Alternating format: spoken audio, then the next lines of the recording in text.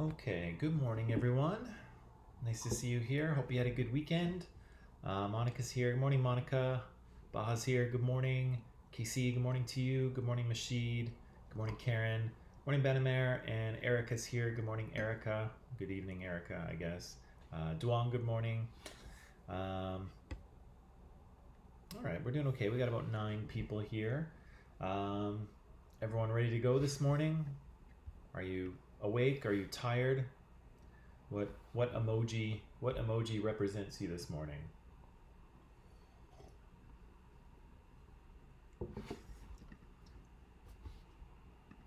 Which emoji represents you this morning?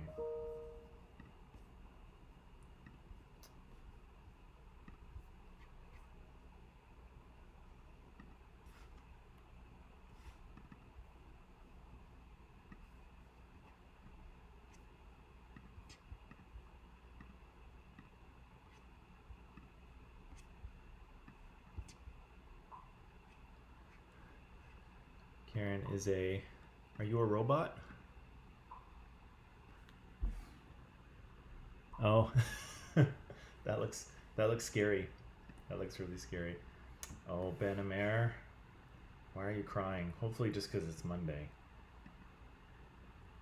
Mashid's a little sleepy. Morning, Justin. I'm a little sleepy too, Mashid, but that'll wear off. Oh, you're a zombie. Oh, okay. You won't be in half an hour. We'll wake you up. Ben. Okay, you're just okay. Well, that's good. Monday is not the worst thing that could happen, right? Casey's soon. You'll be awake and ready to go soon. Okay, so while we're buffering here,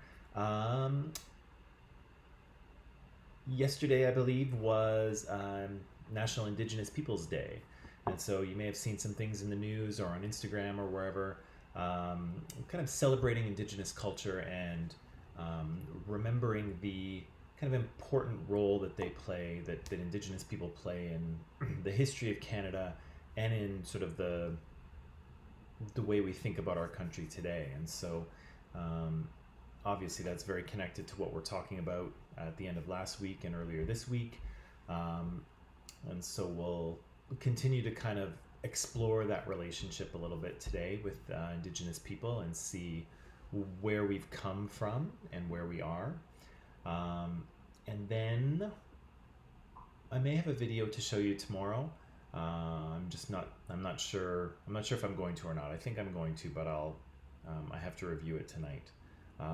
Good morning, Caleb. So a little more about Indigenous people today. I think I have a video to show you, which is pretty interesting, I think. And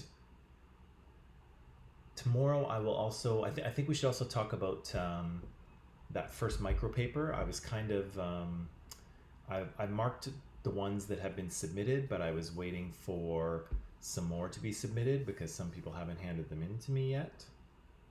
Just saying. But I'm going to get those back to you tomorrow, get the marks posted, and talk a little bit about what went well and what didn't go well so that we can get ready for the next one and nail it, okay? So that's what we'll do tomorrow. But today, let's jump into where we were. Good morning, Jenna. Let's jump into where we were. So we were talking about the idea that race has played an important role in the creation of Canada, right? Race has been socially constructed in this country just as it was socially constructed in the US. It's just been done in a slightly different way with different groups of people, right? But even though we started out as a multicultural country, even though we remain a multicultural country, it doesn't mean that everyone enjoys perfect equality and equity. And part of that is historical. And so what we've been doing here is looking particularly at Indigenous people. And I said that there are, of course, many different cultural and religious and ethnic people of different cultural and religious and ethnic backgrounds in Canada.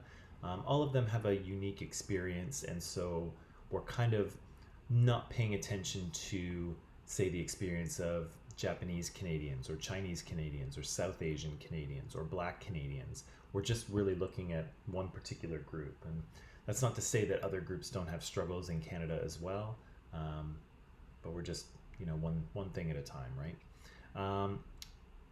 So we were talking about First Nations people last week, and the fact that this relationship with First Nations people started hundreds of years ago as explorers and fur traders came to North America exploring and looking for furs. And so they came here, they encountered indigenous people, and they traded with them for furs. And so for a long time, there was a fairly equitable relationship. Certainly there were far more First Nations people than there were explorers. And they definitely had the power, they had the upper hand. We said that there was this royal proclamation issued in 1763 where the British government recognizes that North American lands belong to First Nations people, because they say to their colonists, if you want to buy land, you have to buy it from the British government, and the British government will acquire it from First Nations people. So that kind of says that they understand that First Nations, the land belongs to First Nations people, right? We said that as the sort of decades went on, as people continued to, as European people continued to come to North America and settle in North America, the situation started to decline for First Nations people. First of all, there were new diseases that were brought to North America with Europeans. Indigenous people had no immunity to those diseases, and so significant numbers of their populations die because of these new diseases that they had really never seen before. We also, good morning, Thika, that's okay. And so as more Europeans continue to come to North America, as Canada is created as a country in 1867, more people are kind of pouring into North America. They're taking up land that was formerly held by First Nations people. They are disrupting the First Nations people's ecosystems as people start creating farms, people start burning down forests, people start shooting buffalo like we talked about last week. All of these things change the natural environment that Indigenous people were relying on. And so that process in connection with significant population loss meant that the power was kind of shifting, and so Indigenous people were kind of losing power and losing numbers in their own land, and so they had to do something. They had to do something in order to try to secure their survival. And so what they did, particularly in central Canada, this doesn't apply to all First Nations people. Not everyone signed a treaty, but many did. Many First Nations people sign treaties, and so these treaties are legal relationships between Indigenous people and the Canadian government. But like we mentioned last week, when the Canadian government and First Nations people went into these negotiations, they had a totally different idea of what they were negotiating. And so First Nations people thought they were negotiating for the survival of their people and the survival of their way of life and their culture and their spirituality. And so, yeah, they were really trying to preserve themselves and their way of life as they went into this new Canada that was emerging. But we said the Canadian government had a very different idea of what they were doing, and the Canadian government wanted to buy the land from First Nations. Basically, they wanted to acquire it so that they could settle a bunch of white European farmers in Canada and sort of create this country they had dreamed of that stretched from the Atlantic to the Pacific. Okay, and so both of these groups came into these negotiations with different ideas, and one of the important things to remember, of course, is that the Canadian government, Europeans, and First Nations people culturally think about land very differently, right? For First Nations people, and for really most foragers and hunter-gatherers, good morning, Hossam. For most hunter-gatherers, you see that they don't really feel that you can own land. You can't. It's just not something you can do, and many hunter-gatherers feel that you can't really own anything. Many hunter-gatherers or foragers, they share everything in their group, and so there's no such thing as private property. There's no such thing as, my thing and your thing. It's nobody owns it, and so for First Nations people, the idea of owning land it just wasn't part of the way that they viewed the world. You could have rights to the land, and so that's what First Nations people thought they were negotiating. They thought that they were going to allow these people to come into their land, but that was permission, right? It's like you have the right to invite someone into your house, and then when you tell them it's time to go, right?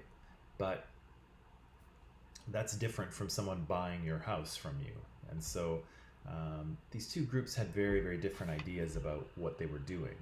And so at the end of the day, when these contracts or when these treaties were signed, Indigenous people thought they had, secured their rights and secured their survival, whereas the Canadian government thought that they had bought the land from First Nations people. And again, because of the power differential here, because First Nations people were rapidly losing power and the Canadian government was rapidly gaining it, the Canadian government's version of those treaties are what was put into place. Okay. Yeah, and again, worse, some of the things that were negotiated didn't actually show up in these final versions of the contracts, and the entire process was made more difficult by the fact that First Nations people were non-literate cultures. They didn't write anything down, and so in many cases they couldn't actually read these contracts for themselves to see what was in there. So that was a bit of a problem. I had a little quote here, but I think I'm going to skip it. So after that happens, we said we have the passing of the Indian Act. And the Indian Act is a law. It's a piece of legislation that's been passed. And as you can see here, it creates a set of regulations and it structures the relationship between the Canadian government and Indigenous people. And so it controls, when it was first passed in 1876, it really controlled all aspects of Indigenous people. And so it controlled where their land was, their reserve land, who could come onto the land and who couldn't. It controlled who the government saw as First Nations, who they saw as Indian and who weren't. And after it was passed, more and more restrictions were put on First Nations people as part of it. And so many of their spiritual or ritual ceremonies were banned. In many cases, they couldn't wear their traditional clothing without permission. In some cases, they couldn't leave their reserve lands without permission from the government. And so all kinds of extra restrictions were put on Indigenous people through the Indian Act. And of course, these restrictions didn't apply to any other Canadians. It was just Indigenous people. And again, Indigenous people didn't negotiate this. The government just passed it on their own. And so you can pretty clearly see what the purpose of this act was in this quote from Duncan Campbell Scott, who's sort of the head of the Ministry of Indian Affairs in the late 1800s. And he says he wants to get rid of the Indian problem. And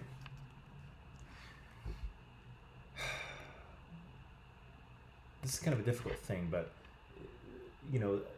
the Indian problem, the problem is that these people are there and the Canadian government doesn't want them to be there. That's the problem. Okay. It's not that Indigenous people were a problem. It's not that they were causing problems. The problem is that they were there, and the Canadian government wished that they weren't. That's the problem. Okay. So he says he wants to get rid of the Indian problem. Our object is to continue until there's not a single Indian in Canada that has not been absorbed into the body politic, and there is no Indian question and no Indian department, and that's the whole objective of this bill. So you can pretty clearly see that the government and the people who run Indian affairs are actually trying to make these people go away somehow, right? They want to assimilate them into Canadian society so that they aren't a distinct culture anymore. They don't want them to have special rights. They don't want them to practice their traditional culture or their traditional way of life. They just want them to somehow go away. And the easiest way to get them to go away is to get them to assimilate, right? To get them to blend in and absorb into Canadian society. And so that's what this piece of legislation was trying to do. It was trying to create a situation where eventually Indigenous people would become like Europeans. Okay, so it's a tool of assimilation, and assimilation is to make one thing like another. And so that's what they were trying to do. And Duncan Campbell Scott here, he says it directly, right? There's no he's not hiding what he's trying to do. Yeah, so the act here was designed to abolish First Nation status as independent, self-governing people by taking away their power and by banning any expression of their culture. Okay, and that of course brings us to Indian residential schools, which is where we left off on Friday. And so I think on Friday I asked some of you if you knew something about Indian residential schools, and I think some of you told me that you had heard, that you had learned about them already, and some of you had said that you hadn't. It's good that you have. If you've heard about Indian residential schools, it's good that you have. It's again, it's a darker chapter of Canada's history, and one that for years wasn't really taught or spoken about. Again, when I was younger and when I was going to school, we didn't talk about Indian residential schools because it didn't fit into the story that Canada wanted to tell. And this is actually connected to something that we talked about very early in this class. Remember when we talked about Christopher Columbus, and we talked about how you see him depends on a little bit on who you are, but the version of the story that you believe is what allows some inequalities to continue, right? And so we said that if we believe that Christopher Columbus is a brave, heroic explorer, then that actually hides all of the negative things that happened to Indigenous people as a result of his arrival, right? The same thing was happening here. So in the story of Canada, the government wanted to create a story that would make Canadians proud, right? That we were, Europeans came to this country and that there was nothing here, and we built up this great country from nothing, and the weather was really severe, and there were bears, and it was really scary, and we created this great country anyway. That was the story that the Canadian government wanted to transmit to young people like me. And again, part of that story is true, but we're also missing pretty significant pieces. And one of the significant pieces is that this wasn't an empty land that needed to be conquered. This was the home of hundreds of thousands of Indigenous people. And in order for us to create this country that we have, those people had to be pushed aside, and they were pushed aside. But we didn't talk about that. And so again, if we just believe the story of Canada that is about, brave Europeans coming here and creating this, beautiful country, it's only part of the story, and it's a story from a European perspective, not an indigenous one. Okay. So, speaking of education, um, as part of the treaty agreements that First Nations people made with the government, um, Indigenous people asked for education for their kids. And like we mentioned on Friday, Indigenous parents were just like your parents and my parents, right? They saw that, the world was changing very rapidly, as it still is, and that their kids would need skills to survive, to sort of thrive in this new world. And so they wanted education for their kids just like your parents and my parents wanted education for us, right? But unfortunately, that's not really what happened here. So indeed, schools were created, and they were boarding schools. So these students went and lived at these schools. They didn't go there for the day kind of thing. They went and lived there for months at a time.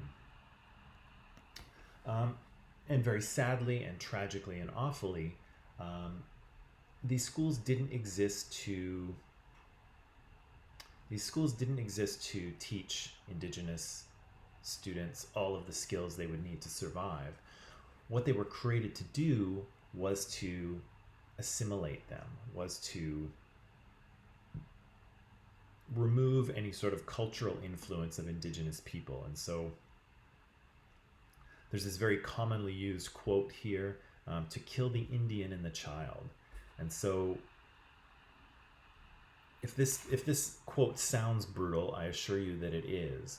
And so again, Indigenous kids were sent to these schools in order to get an education. That's what they were supposed to be going there for. What they got was a very basic education that would ensure that they could only hold sort of the most basic jobs. So the quality of the education itself was basic and terrible.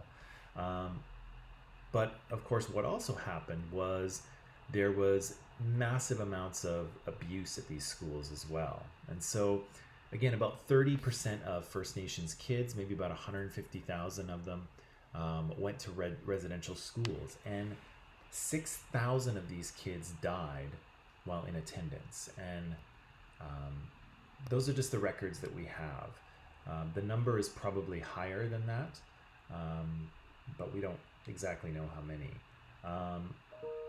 You probably know this instinctively, but the correct number of kids dying at school is 0, right? There's no number of kids that die at school that is okay, right? So the fact that there are 6,000 of these kids that died is horrific, right? And again, after 1876, going to these schools became compulsory. So they were legally required to go to these schools, Indigenous kids. And as you can see here, the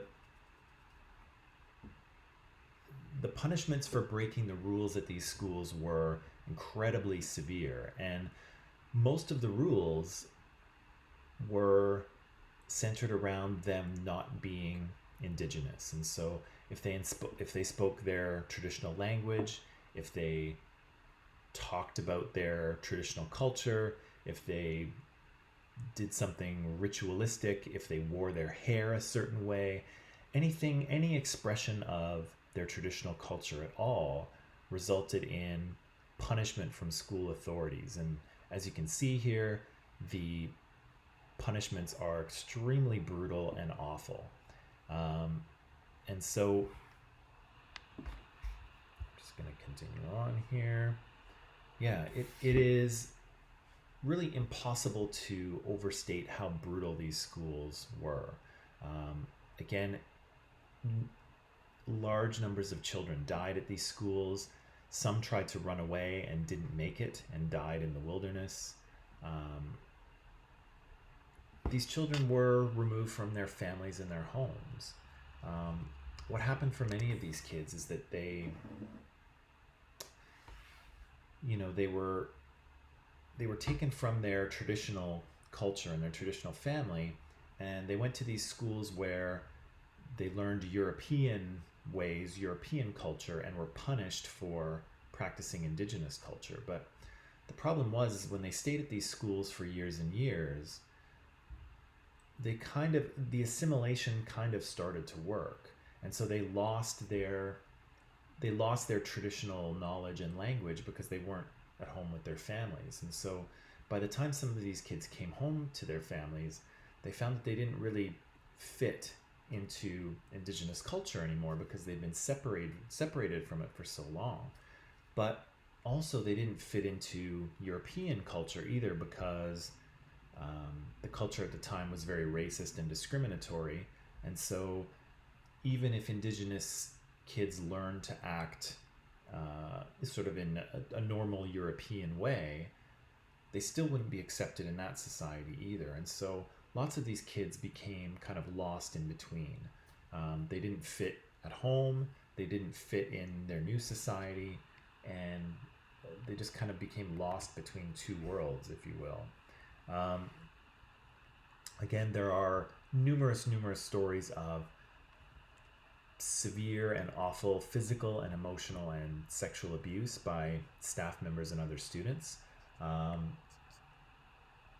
Some of the records from the time seem to indicate that people were aware of these things going on, but nobody did anything.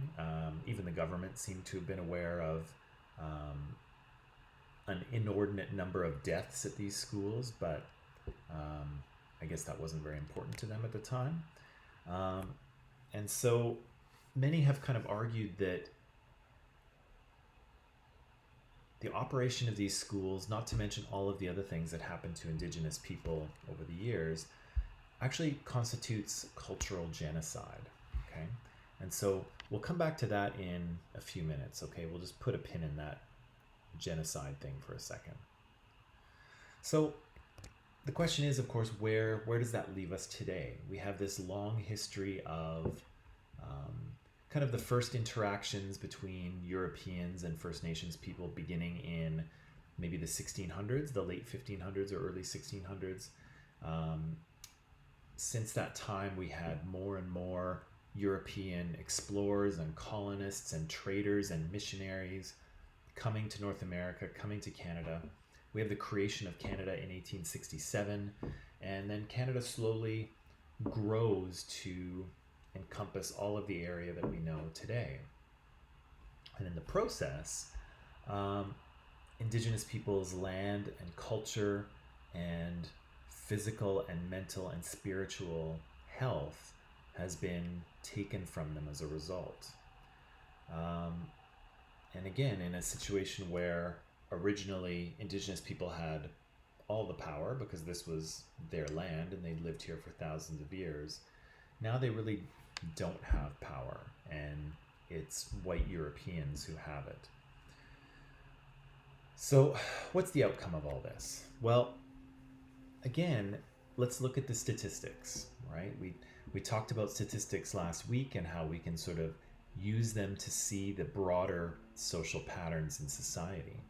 So some of these statistics are a little bit old. I need to update them, but I suspect they haven't changed significantly.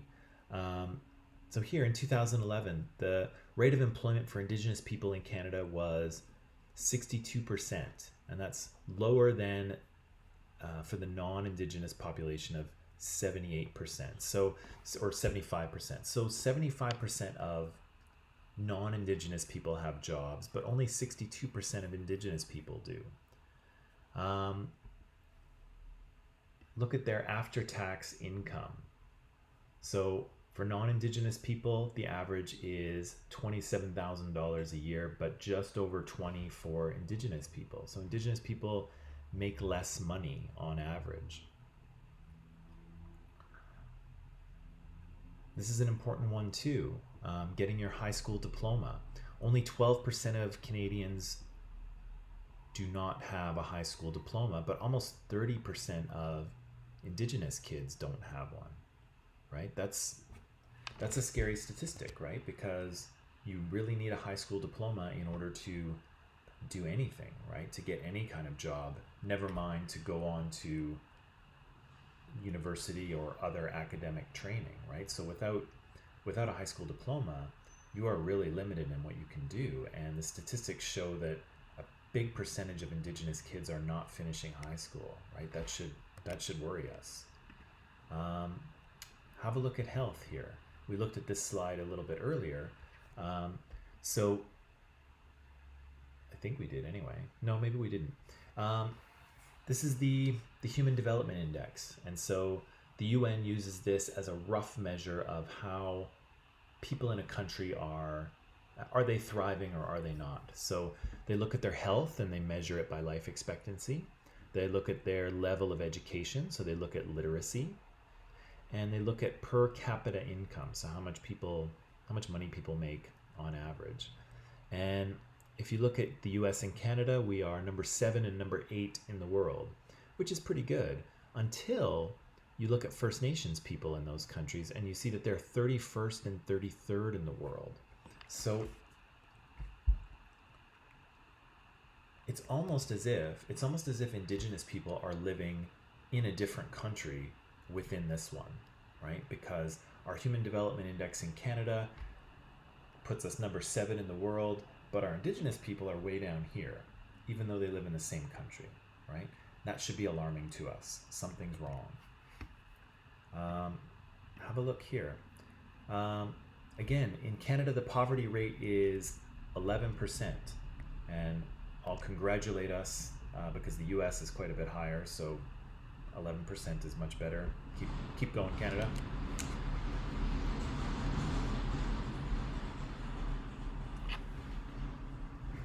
But for people of color, the poverty rate is 22%. And so, again, peoples of color, and I think Indigenous people are included in this, but I'm not sure, much more likely to be in poverty, right? Look at the criminal justice system here. So this is incarceration rate, so the percentage of our population in prison. Again, I'm going to give Canada a pat on the back here because our incarceration rate is quite a bit lower than the US. However, I'm going to take that pat on the back because if we look, even though on average 54 people per 100,000 are in jail in Canada, Indigenous men are 26% of that prison population, even though they only make up 3% of our population. So only 3% of Canadians are Indigenous men, but if you go in jail, you'll find that 26% of the prison population are Indigenous men. Something's going on there, right? That's a problem. And of people coming into jail, those are the admissions, 25% of men who enter prison are Indigenous, 36% of women who enter prison are Indigenous, and 41% of youth who enter prison are Indigenous. That's a big problem, right? That should tell us that something is clearly wrong here. Here again, if we look at life expectancy, for Canadian women and men, it's 83 years. So if you're a Canadian woman, you can expect to live about 83 years. Unless you're an Indigenous woman, and then you can expect to live a full 8 years less. Same thing with Indigenous men. You can expect to live about 9 years less as an Indigenous man. Suicide rates for First Nations people are 5 to 6 times the national average. And Inuit youth, Inuit are First Nations who live in sort of the far north, the Arctic, they're 10 times the national average. So let me just see if I've got some more. Yeah, and you find Indigenous people are overrepresented in the criminal justice system as offenders and as inmates, but they are underrepresented in officials, officers, court workers, and lawyers. And so there's a couple things happening here. Maybe I'll just see what other slides I have before I summarize it. Okay. So what's happening here?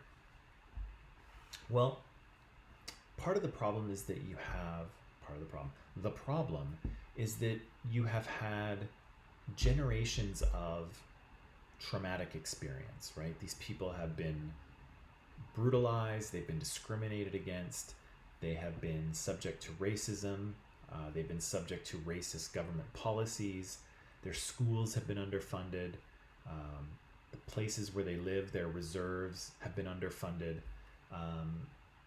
There's a massive amount of discrimination and mistreatment and trauma that has been happening for decades and decades, not even to mention Indian residential schools. And the effects of that trauma doesn't go away in one generation. It continues to perpetuate itself. It continues to reproduce itself. And so in some cases you have Indigenous communities who are suffering the effects of that trauma, okay? And the effects of that trauma, the effects of that racism and discrimination and mistreatment often manifest in criminal activity, in drug use, in alcohol use, in dropping out of school, in suicide. Those things are all connected, and they are connected to the traumatic treatment that these people have received by Canadians and by the Canadian government. Okay, so when we think about why these patterns exist, again, what's the result? The results we see is based on the treatment that these people have received. If you treat people in a very brutal fashion for decades, you cannot expect that they will thrive, right? People need respect, people need equality, people need support and fair treatment.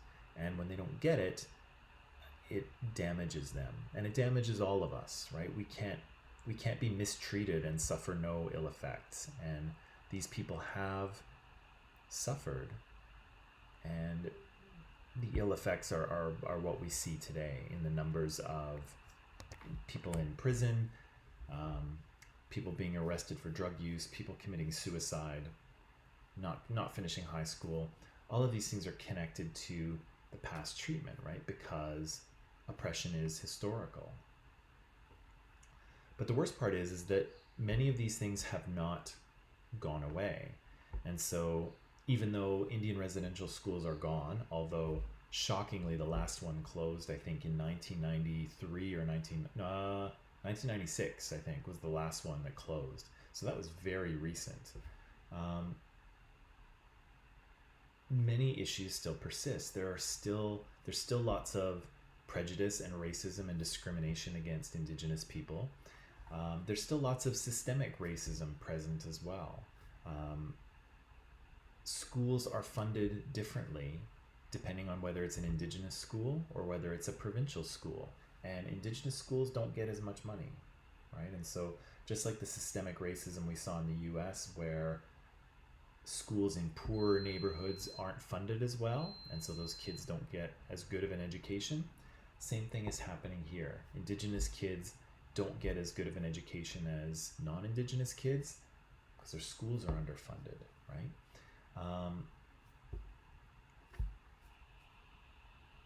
Sorry, I lost my train of thought. Maybe if I go back to my slide, I'll remember. Okay. Nope, I totally lost it. But I guess in short, oh yeah, I know where I was going with this. So we said that we still have lots of racism and discrimination against Indigenous people, but a lot of it is still systemic. And so the Indian Act, which was passed in 1876 and was created to assimilate and destroy Indigenous culture, you might be shocked to learn that it is still in existence. It's still in operation. Now, a lot of the very racist and discriminatory sections have since been removed from it. So those restrictions where Indigenous people couldn't leave their reserve lands without permission, that they couldn't wear their traditional dress without permission, that they were prohibited from practicing their sort of ceremonies and rituals. All of those have been removed from the Indian Act. But still, we have this particular set of legal restrictions that only applies to one group of people based on race, right? We still have people being treated differently and unequally according to the way that the country is legally set up. And so again, that's a problem, right? We not only have relational racism, right? If you remember, we talked about that. And we also have systemic racism against these people as well.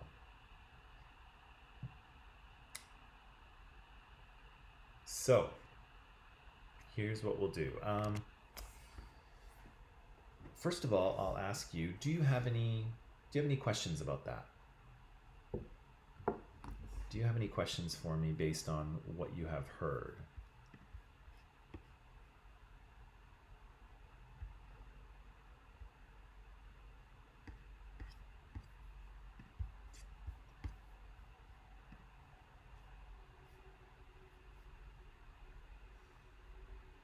Hopefully a better question isn't, are you still awake? But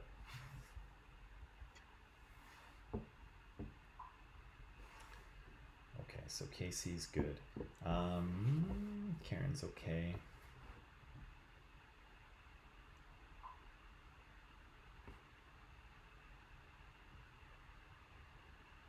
There's something else I wanted to say as well, but I think maybe I will save that until tomorrow. She's okay, all right. Dika's good. Erica's okay.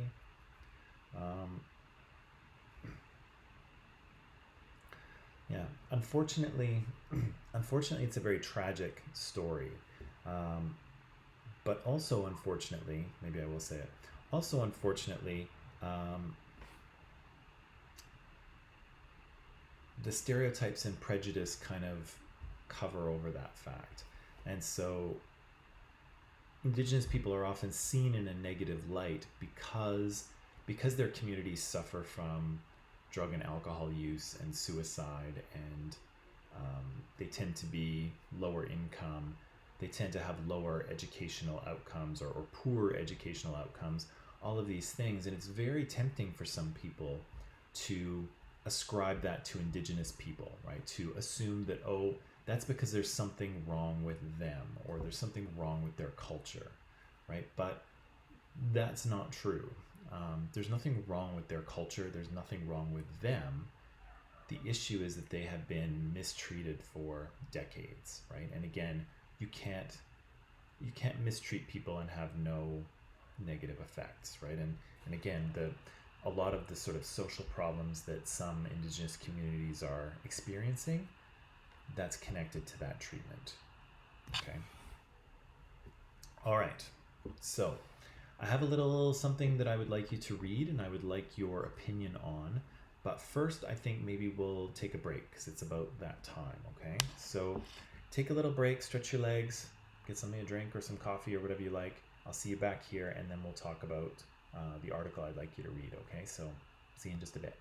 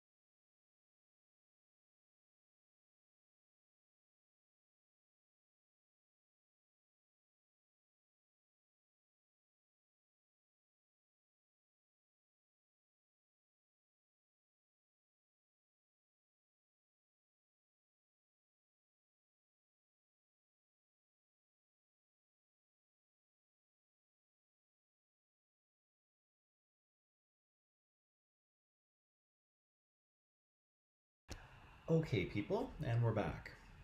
So, when we left off, I think we had concluded, or maybe I had concluded, um, part of this story about Indigenous people in Canada and sort of the historical marginalization and discrimination and racism that they have faced, and the significantly brutal way in which the government has dealt with these people.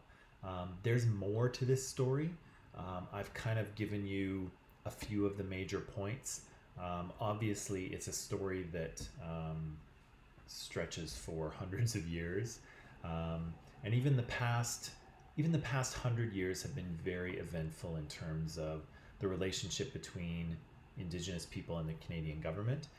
A lot has changed, a lot has stayed the same, and so I've just given you, you know, just a scratching of the surface so that we kind of know what's going on and we can talk about this situation. Okay, but there's far more that we could talk about as usual, but we just, we don't have time in this course to address everything. So we've said that as a result of the treatment of First Nations communities by Canada's provincial and federal governments, Indigenous people on the whole have been traumatized. I think we can fairly say that. And so as a result, their communities are grappling with poverty and drug and alcohol abuse and poor educational outcomes, poor housing, not enough support services, either physical or mental health, and then still suffering racism and discrimination in Canada today. And so this is what I'm asking you to do here. I have a short article posted in Microsoft Teams under Files and on Student Portal under Course Documents. And so what I'd like you to do is read the article and then answer the questions at the end. Now, the questions I have for you are a little bit on the tricky side, because in some cases they require you to use what we've already learned and use what you hear in the article and come to a decision about what you think about it. And so a lot of the questions are they're not from the article in terms of finding information. They're about using that information to come to a conclusion about what you think and why you think that. Okay? So I will ask you, and you'll see the questions. The questions are at the end of the article. I'm going to ask you what the author's argument is. So remember, I want a conclusion and some premises for that argument. So don't forget your critical thinking skills. Number two, I'll ask you why might people want to reject the argument that the author is making? Why might people not want to believe her? Okay. What will happen if we don't believe this article? And what happens if we do? Okay. Because that's the important part of making arguments and believing them. If we believe an argument, that means that it has power, right? That belief will guide us to do certain things.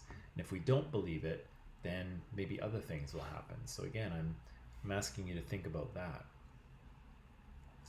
I'm going to ask you, this is a bit of more of an information question, but what does the author suggest we can do to kind of help mend this relationship between Indigenous Canadians and non-Indigenous Canadians? What can we do to fix that relationship? And then finally, I'm asking you, do you agree with this author? Do you agree with the argument? Why or why not? Okay. So just 5 questions. Some of them are reasonably simple. Some of them maybe not. But you will have to think about what the author tells you and see if you believe them and why. Okay. Or if you don't believe them, also why. Okay. So let's see. We've got 9:04. Can we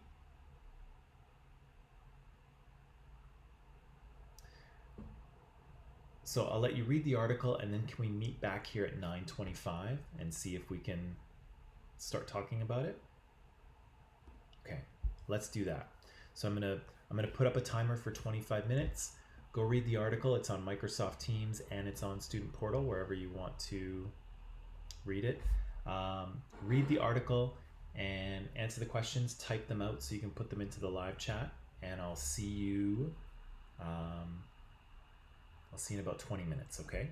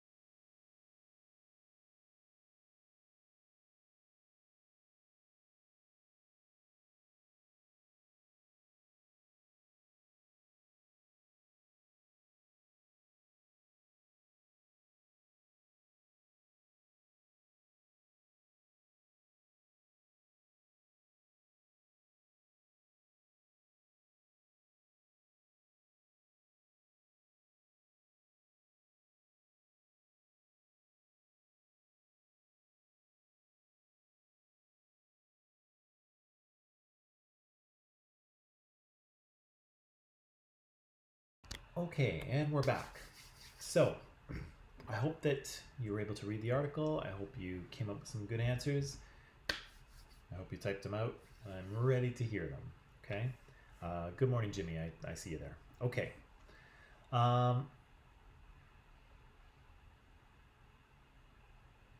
So let's jump in here. The first question I asked you was this. I'm asking you about the author's argument, and I want to know what the conclusion of that argument is. So, Pamela Palmater, who wrote this article, what's the main thing she is trying to convince us of in this article? The one thing she wants us to believe.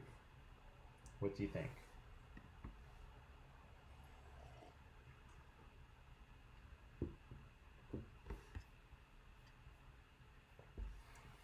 What's the one thing that it's the one thing she wants us to believe in this article? Obviously, there's lots of things she talks about, lots of things she says. There are some things that we've covered, and there's probably a lot of stuff in there that you'll notice we didn't talk about. But it's the main thing. So Karen says here that Indigenous people of Canada experienced a genocide. Okay, what else do we think?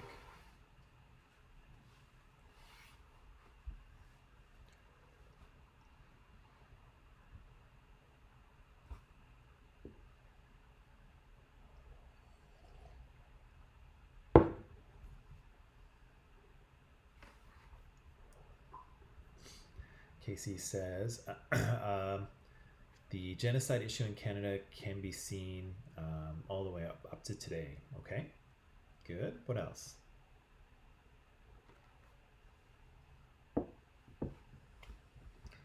What else?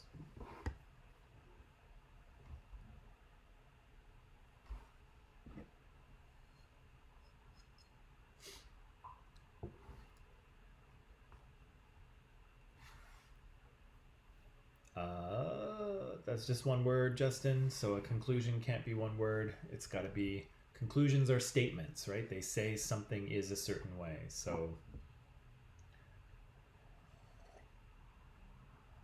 you'll probably need a full sentence for this one. What's the one thing that this author wants us to believe? There's 13 people watching this, and basically 2 people have answered. So there's 11 more of you who can tell me something, so let's hear it. I'll wait.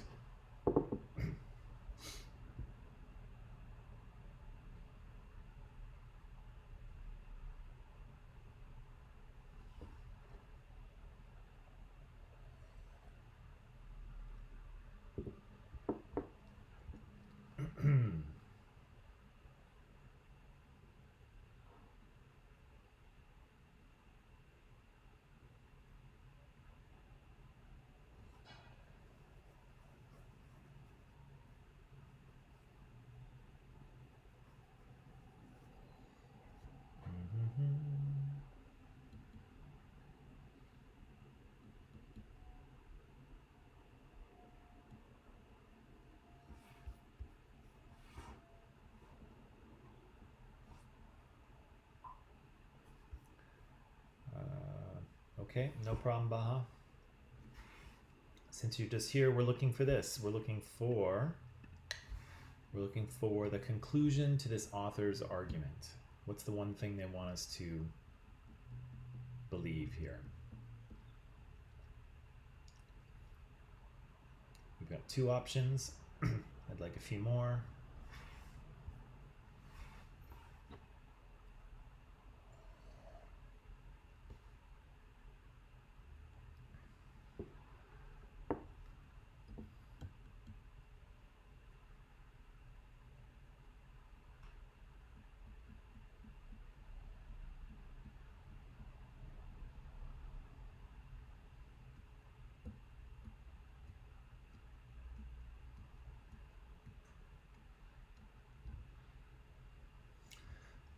So one of the issues with nobody answering is that it's difficult for me to know what's going on with you. And so I need to make sure that you understand what we're reading and that it kind of makes sense to you. And if it doesn't, then I need to be able to help you somehow. But when you don't answer, I don't know. I don't know if you are totally lost and you don't get it. I don't know if you get it, but you're a little bit too shy to answer. I don't know if you muted your computer and fell asleep. I don't know. And part of the problem with that is because we're in an online format and I can't really see you and I don't know what's going on. And so you have to give me a little bit more here so that I know where you're at, right? Because otherwise I can't help you. Otherwise I'm going to keep on going, and if you're lost and if you don't understand what's going on, you're going to get more lost and I won't be able to do anything about it. Okay, so if I see your answers and they're correct, then I know we're doing good, right? I know we can keep going. If I see your answers and they're a little bit off base, then I know I can do a little more work to help you understand what we need to understand. But if I don't get anything, then I have no idea, right? I don't know whether to help you more or to keep going. So you gotta give me something. Otherwise I don't know what to do. Okay? So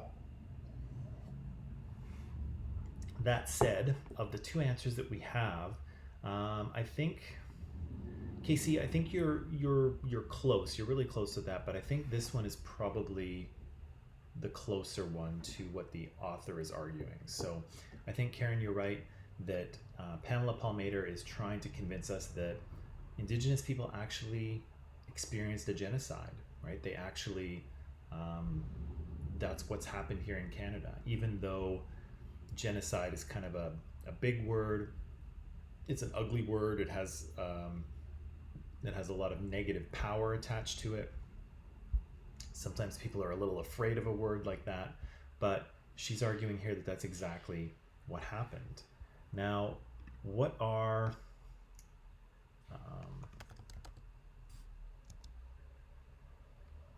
premises? So what are her, I'm pretty sure I'm spelling this wrong every time. What are her premises? So what are some of the reasons for, what does she use to support her argument? Why should we believe that Indigenous people have experienced a genocide here in Canada? Okay.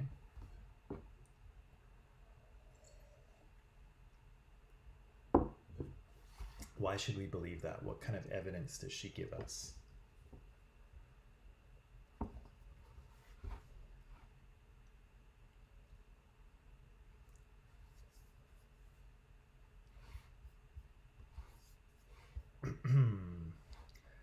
What kind of evidence? Why should we believe that what's happened to Indigenous people in Canada, why should it be seen as a genocide rather than just, I don't know, racism or bad government policy or whatever? Okay, so Karen says the way they were killed. Okay, I kind of need a little bit more than that. So First Nations die at more than twice the national average. We have underfunding of child and family services. Okay, refusal of government to act on murdered and missing First Nations women. Yeah, that's all true. That's all true. I think in this case it might have to do a little bit more with the definition of genocide itself. And so, Casey, all of those, well, Karen, what you said here and what Casey said, all of those are true. Those are things that, those are effects of the way Indigenous people have been treated. But it has to do more with the definition of what a genocide is. And so they were intentionally killed by mistreating them, giving them diseases and forced abortions. Okay, so there's some very obvious awful stuff that's happened here. I think I'm going to see what Erica says and then I'm going to come back. Erica, there have been numerous deaths because of torture and discrimination. Yes, very true, right? So people have died, and in a genocide people do die, but how do we know that this is a genocide? Mashid says, okay, abuse, neglect, okay. yes, all of those things that are things that happened. I want to zoom in on this word intentionally that Karen's used here. So, does a genocide have to be intentional? Do you have to try to do it? What does the author say about that?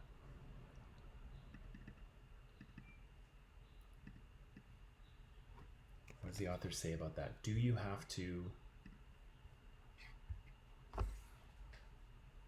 purposely try to commit a genocide in order to commit one? Okay, so Karen says yes. Okay. KC says yes. Interesting. What do some other people think? Do you have to intentionally try to do it?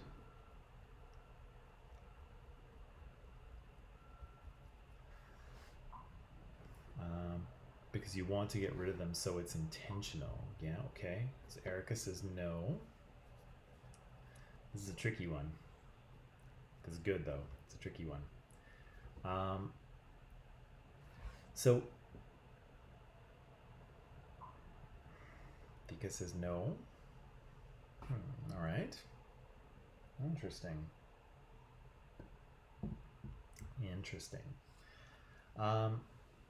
The author does say this. The author does say that intention doesn't matter. You don't have to try to destroy a group of people in order to do it. Okay? And so she says this, I think, because some of the negative things that have happened to Indigenous people is intentional, right? And so, like Karen says here, some people were kids in residential schools were killed, right? They were mistreated, they were abused, sometimes they were given diseases. There's been torture and discrimination. All of that is intentional, right? And it's meant to sort of destroy people.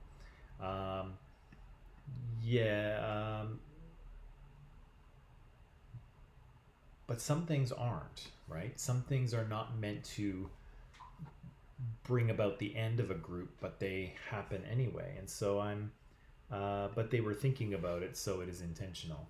Yeah, for some things, yes. One of the things that I'm thinking of for this one is the fact that large numbers of Indigenous children were taken from their families and put into foster care with white families. And so part of that had to do with the fact that their home lives there may have been abuse or drug addiction or alcohol addiction.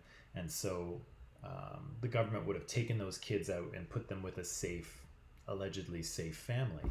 But that's kind of transferring transferring children from an Indigenous group and putting them into a white group, which is part of this genocidal pattern of removing children from their group and raising them in another.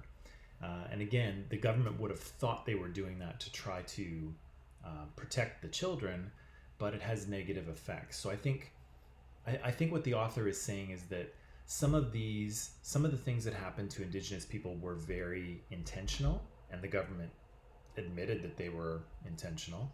And then some of them were not. Some of them were, attempts to protect children, but it had the same result.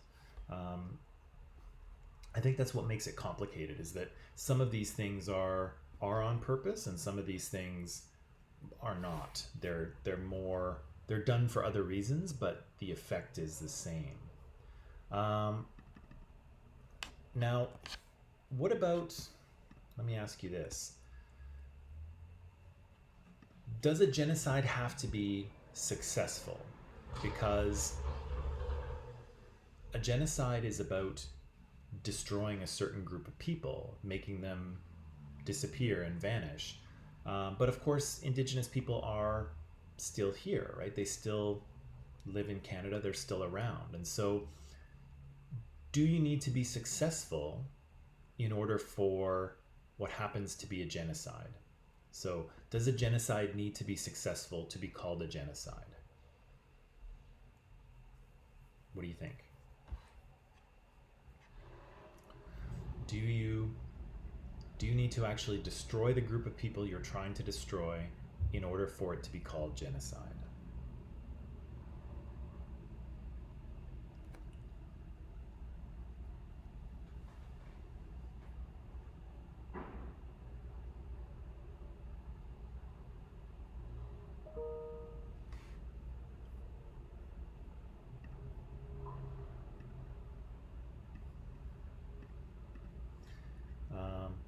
Almost, almost is good enough. Okay. Um, what else do you think? Does your genocide have to be successful in order for it to be called a genocide?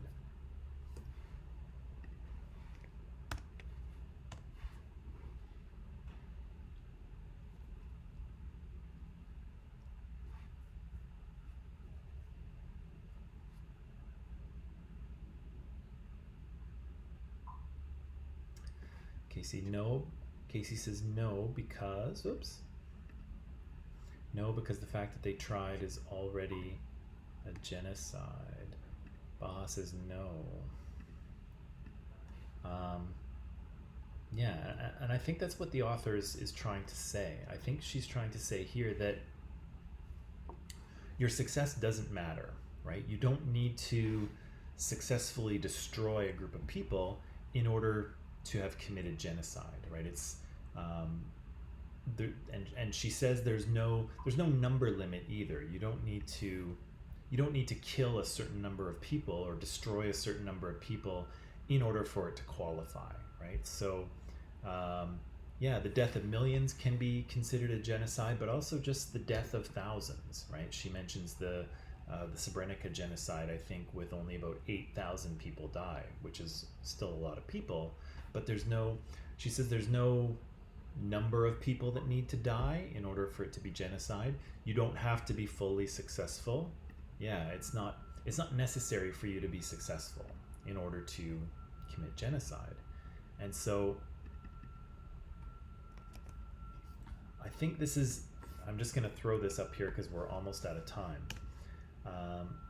But I think this is the other piece of her argument too, is that the Canadian government has done many of the things that the UN defines as a genocide, right? And so she says there are deaths, there's discrimination, there's transferring children out of the original group into the other group, there's sterilization, there's attempts to destroy their culture and their language and their way of life. All of these things add up to genocide. And so you don't have to kill everybody. In a way, you don't have to kill anybody, really. There aren't a certain number of people that you need to kill. You don't have to be entirely successful. You just have to do these things. You have to target a certain group and try to destroy them. And the author is saying that she thinks that has happened, right? So I think, and you may disagree with me, but I think that that's what the argument is that Canada's treatment of Indigenous people can be understood as a genocide. And as good critical thinkers, we should say, why should we believe that? And the author says, well, all of the things that the UN says that a genocide is, the Canadian government has done. And even though they haven't been entirely successful, because Indigenous people are still around, the success doesn't matter. The amount of people that die isn't an important part of whether something is a genocide or not. And intention doesn't matter either. And so in some ways, the Canadian government may have been trying to make Indigenous people disappear. In some ways, they might not have been. They might have been doing things for other reasons. But the end result is the same, right? You still have the destruction of the culture and the way of life and the population of a certain group of people, right? And that, the author says, that's genocide right there. Whew, okay. That's a tough one, but that's okay. We're getting there. So, I will leave it there for now. Tomorrow we will talk a little bit about the micro paper. I'll get some grades back to you. I have something else for you to do, and then I think I have a video for you after that. But until then, we'll leave it there for today. Thank you for being here. Thank you for participating, and I'll see you either in 10 minutes in comparative cultures, or I'll see you tomorrow. Okay, so bye.